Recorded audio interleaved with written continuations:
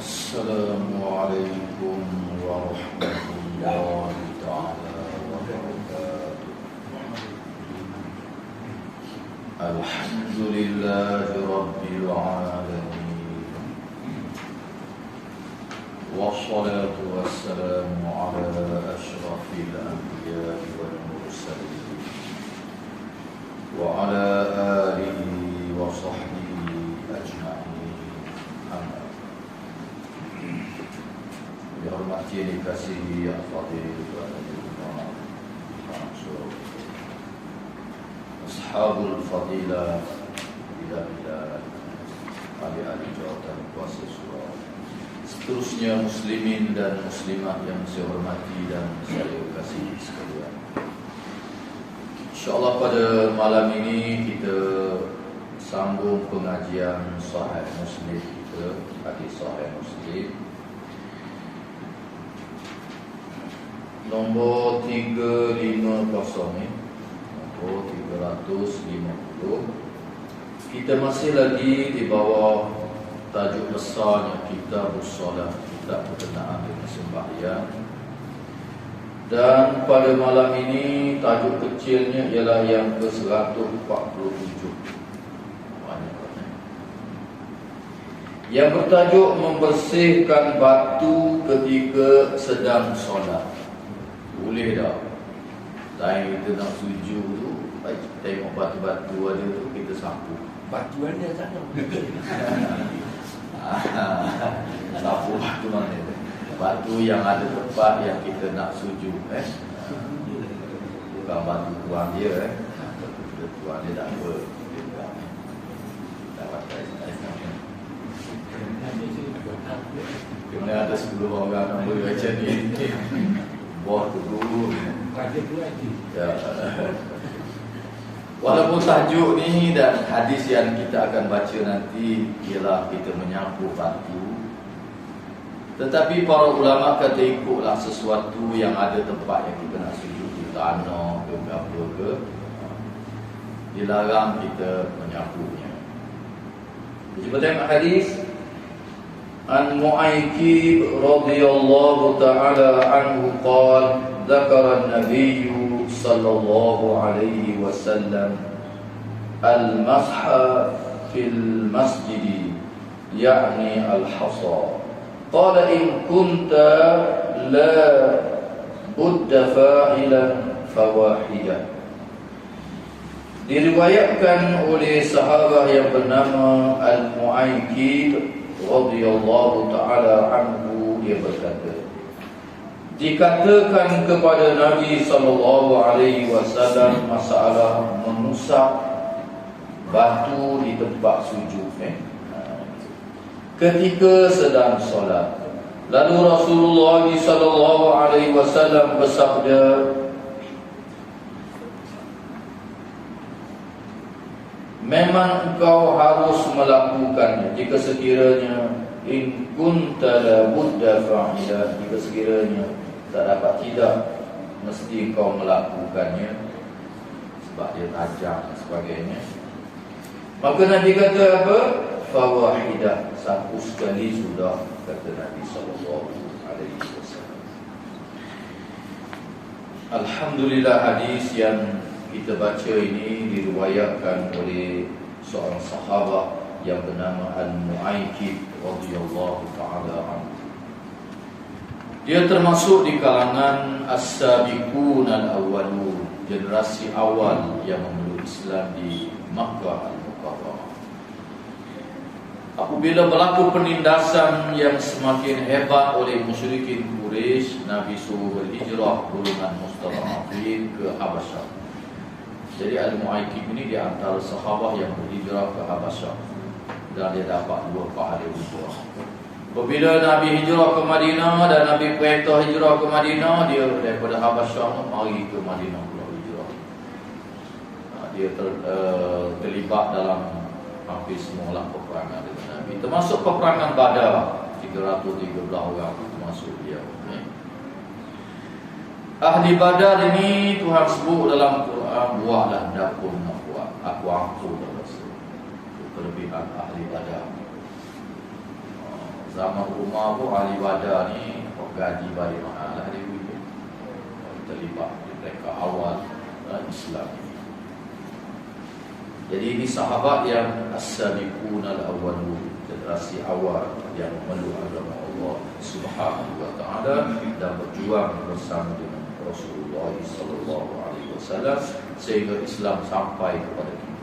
Termasuklah pengajaran-pengajaran Nabi disebarkannya, dan salah satunya yang diriwayatkan oleh beliau ialah yang kita baca pada malam ini.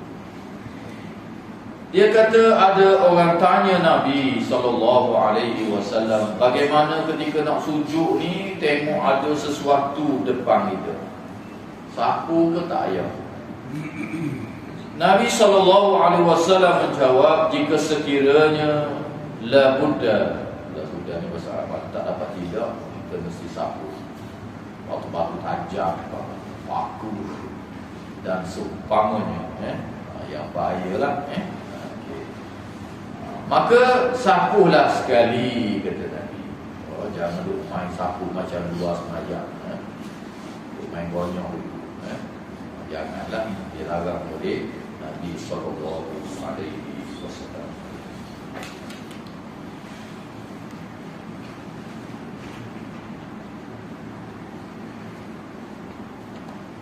Berhubung dengan perkara menyapu ketika kita solat ini, di tempat sujud ini berlaku pelbagai pandangan di kalangan para fuqaha daripada dulu lagi. Berlaku sedikit khilafah di kalangan para fuqaha.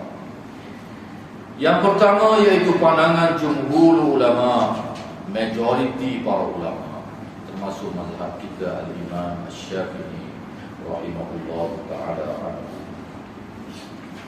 Bahkan majoriti di kalangan para sahabat radhiyallahu anhum ajma'in, majoriti di kalangan para tabi'in, dan juga majoriti golongan tabi'in, orang yang selepas daripada tabi'in. Majoriti mereka menganggap bahawa perbuatan yang demikian ini, menyapu tanah, menyapu batu dan benda-benda yang seumpamanya di tempat sujud ketika kita dalam solat, hukumnya adalah makruh. Di antara para sahabat yang berpendirian demikian ialah Sayyidina Umar bin Khattab, Jabir bin Abdullah, perawi hadis ini, Al-Mu'aykib dan lain-lain para sahabat radhiyallahu taala anhum ajma'in. Di peringkat ulama tabi'in yang mengatakan makruh, di antaranya Masruq, antaranya Ibrahim An-Nakhai dan ramai lagi di kalangan para ulama. Begitu juga imam-imam mazhab yang datang kemudian, termasuk mazhab kita al-Imam Syafi'i, menganggap perbuatan ini makruh. Nabi larang mereka makruh. Kalau dia buat juga taklah berdosa, semayangnya sah. Tapi dibenci, menyalahi sunnah, dan Nabi wayak begitu. Tak payahlah jangan dibuat. Itulah pandangan majoriti para ulama sejak di zaman para sahabat radhiyallahu anhum ajma'in. Pandangan yang kedua yang disebut oleh Al-Imam As-Sawkani rahimahullahu ta'ala anhu. Al-Imam As-Sawkani ketika menyebut perkara ini, sebab ada ulama yang menyatakan macam sepakat.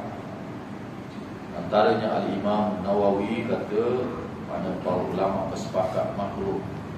Walaupun mana pun Al-Imam As-Sawkani kata ada riwayat yang datang daripada Imam Malik bin Anas, pengasas mazhab Maliki, bahawa tak mengaku dia. Dan dalam riwayat Al-Imam Al-Khattabi, Imam Malik sendiri pun ada melakukan hal yang demikian. Bahkan bukan Imam Malik saja, bukan Imam Malik saja, bahkan diriwayat daripada para sahabat yang menganggap tidak mengaku, di antaranya Abu Zar Al-Ghifari, Abu Hurairah, Abu Zaifah Ibn Yaman. Mungkin dia tak dengar Nabi larangnya. Jadi di atas asas pergerakan sepada sapu itu tidaklah mencederakan solat kita. Bagi mereka membolehkan. Artinya berlaku perselisihan juga di kalangan para ulama, tetapi majoritinya makruh. Sebab hadis-hadisnya sahih, termasuk hadis yang kita baca ni sahih. makhluk. Di dalam hadis yang lain, hadis ini diriwayat tak ada dalam Sahih Bukhari, tak ada dalam Sahih Muslim, tak ada, tapi ada dalam riwayat Imam Ahmad, Imam Abu Dawud, Imam An-Nasa'i. Status hadis ini hasan, tidak memenuhi syarat-syarat hadis sahih yang kita bincang dalam ilmu mustalah hadis, kerana ada seorang rawi yang tak mencapai darjah hadis sahih. Maka status hadis ini hasan. Disebut bahawa Nabi kata ketika kamu solat ini, kata Nabi SAW, rahmat Allah berada di hadapanmu dan memerhatimu. Rahmat Allah. Sendirilah ke mana dah? Nabi kata memerhati kamu dan tengok kamu. Jadi tak sepatutnya kata Nabi duduk main nyapu depan. Rahmat tu tengok kamu. Ini adalah musnad Imam Ahmad, dalam An-Nasa'i dan lain-lain. Riwayat status dia hasan. Boleh buat hujah lah. Nabi larang. Itu di antara hikmah Nabi larang bermain-main itu. Setengah orang tu dia ubah benda depan dan dia main-main. Tak boleh lah. Kalau sakok umpamanya telefon kita jatuh, kan kita geletak jatuh. Nak sujud kena kepala lutut alih sikit. Itu adalah keperluan dia dalam solat, tak apalah. Ni sengaja letak dah depan, beg duit dah apalah. Kali sujud duk main. Alih di mari. Rahmat tu tengok depan. Jangan tanah baik, batu baik, apa lagi? Itulah benda lain tu jangan. Kecuali terpaksa, maka Nabi kata sekali je. Yalah nak sujud tengok. Tadi dah tengok, akak takbir lain nak sujud, ada batu. Dan sebab apa jadi ada batu, ada apa ni? Selalu saya sebut di zaman Nabi SAW, masjid dia tanah pasir gitu ya. Tanah pasir. Sebab itu hari-hari Nabi menyuruh bawa sajadah. Nabi suruh sejadah ni kerana tanah saja. Tapi kalau tak mau bawa pun tak apa. Nabi sendiri pun sujud atas tanah begitu. Nabi pakai selipar misalnya, pakai kasut. Kita akan bertemu hari-hari ke depan. Kerana tanah je. Dan kita dah baca hadis dulu, Nabi sujud tu time hujan lekat tanah di dahinya. Kemudian Nabi pergi, hadis ni ada dalam Bukhari, ada dalam Muslim, Sunan-Sunan. Di mana Nabi keluar daripada masjid, pergi ke pasar Madinah tu, sahabat masih tengok lagi tanah yang melekat di dahi Nabi. Di dalam Bukhari antaranya diriwayatkan Imam Bukhari nama Imam Al-Humaidi, ulama besar di Masjidil Haram. Hadis yang pertama dalam Sahih Bukhari, Imam Bukhari letak hadis yang diriwayat daripada gurunya Al-Imam Al-Humaidi, anak murid Imam Syafi'i, ulama besar di Makkah waktu itu. Hadis innamal a'malu binniyah, Imam Bukhari ambil dari Imam Humaidi. Dan Imam Bukhari ketika meriwayatkan hadis tanah melekat di dahi Nabi ini, tapi dalam teks hadis itu dia tak sebut. Tapi Imam Humaidi meriwayatkannya daripada guru dia bahawa Nabi SAW tidak menyapu dahinya selepas solat. Sebab itulah tanah itu masih melekat di dahi Nabi SAW. Maka inilah pendirian sebahagian besar para ulamanya berdasarkan hadis dalam Bukhari, Muslim dan lain-lain, dan riwayat daripada perawi hadis yang sahih ini termasuk Al-Imam Al-Humaidi dan lain-lain. Dan kaedah dalam ilmu hadis yang selalu saya sebut, ar-rawi adra bima rawa. Setiap perawi itu yang meriwayatkan hadis itu, dia lebih tahu dengan apa yang dia riwayat. Jadi Imam Humaidi kata Nabi tak sapu dahi selepas sembahyang. Hadis-hadis yang sahihnya menunjukkan perkara itu. Manakala hadis yang sahih yang terang Nabi tak sapu pun tak ada. Hak sapu pun tak ada juga. Hak sapu pun tak ada juga. Okey.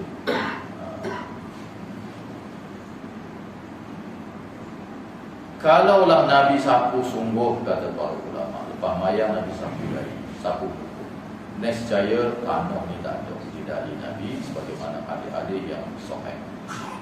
Okey. Kalau tak sapu pun tak ada juga, tapi orang Melayu kita sapu. Okey. Ada hadisnya tapi status dia dhaif, tak boleh jadikan hujah dan sandaran hukum. Hak kuatnya dok lah. Kalau Nabi sapu dia lepas mayang, kalau Nabi sapu dari sapu muka setiap kali lepas mayang, pasti ada hadis-hadis yang sahih yang diriwayatkan daripada para sahabat. Sebab semayang ni 5 waktu sehari semalam. Semayang Nabi SAW, dia tengok Nabi, tapi tak ada seorang meriwayatkan yang status dia sahih ataupun hasan yang Nabi menyapu dari selepas mayang. Guru-guru saya di Arab yang lain ramai yang tak sapu lah, kuatnya tak sapu lah. Orang nak sapu kau biar dia semayang habis dah saya semayangnya habis kat salam. Ada seorang ustaz tu dia kata nak sapu kubur ke, nak sapu mimbar ke dah dia. Tetapi yang menjadi persoalan apabila kita buat semua macam suruhan agama, tapi dalil ada, itu kena faham adanya. Dosa dah sana. Taklah satu pengkat dosa. Tapi dari segi kita nak ittiba as-sunnah, ikut sunnah sungguh. Artinya tidak ada riwayat yang sahih, yang hasan Nabi sapu. Tetapi hadis-hadis yang sahih yang lain menjelaskan Nabi macam tidak sapu. Kita terang tapi perawi-perawinya menceritakan gurunya tak sapu. Maka yang sahihnya itulah, kalau kita nak ikut yang paling sahih itu dah. Orang Arab tak ada sapu, dia ngomong orang Melayu kita sapu. Itulah saya beritahu.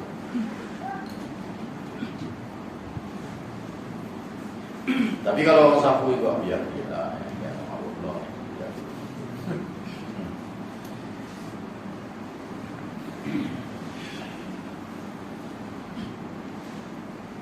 Kita tengok hadis yang seterusnya.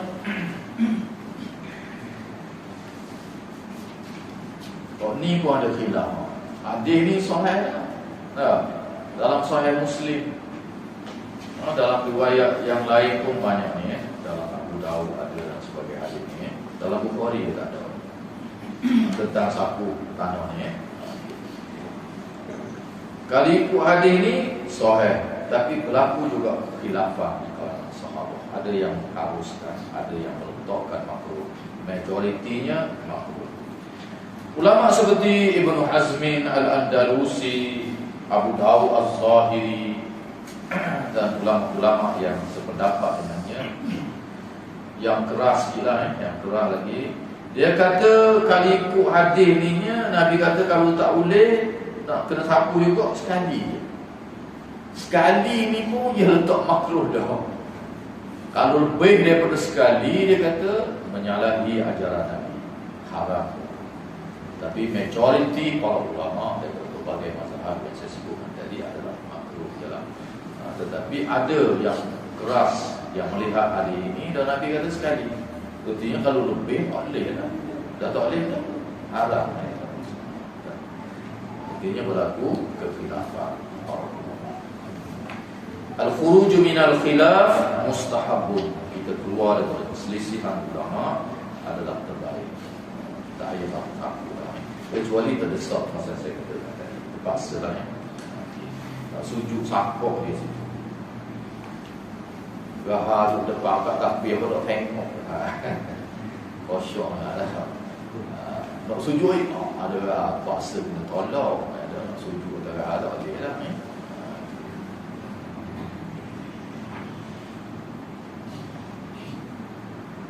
Waktu mana betul langsung hari lalu mana? Maka nak elok supaya tak kena panas tu batu, panas sikit daripada pasir atau tanah. Kita tolong tak apa dimaaf. Di zaman Nabi SAW dalam Bukhari pun ada sebut batu-batu yang panas ni untuk Zuhur kan. Tak perluah kema je, mana lah kena semacam lah. Ada pakaian di tubuh dia tu, dia letak atas batu, dia bersujud nak mengelak daripada panas. Maka boleh kan, boleh tak jadi alasan. Ada dalam hadis-hadis yang sahih. Setengah orang tu siapa mereka kain serban untuk bahu kita tu salok bersujud atau kain serban pada besarnya kata. Awak ni kira lebih lihat lagi banyak dari ikut adik-adik yang sahih tak jadi halangan. Bahkan sahabat letak kain kalau dengan dia tu sebab nak mengelak panas dan sebagainya. Boleh. Dengan hadis yang kedua pada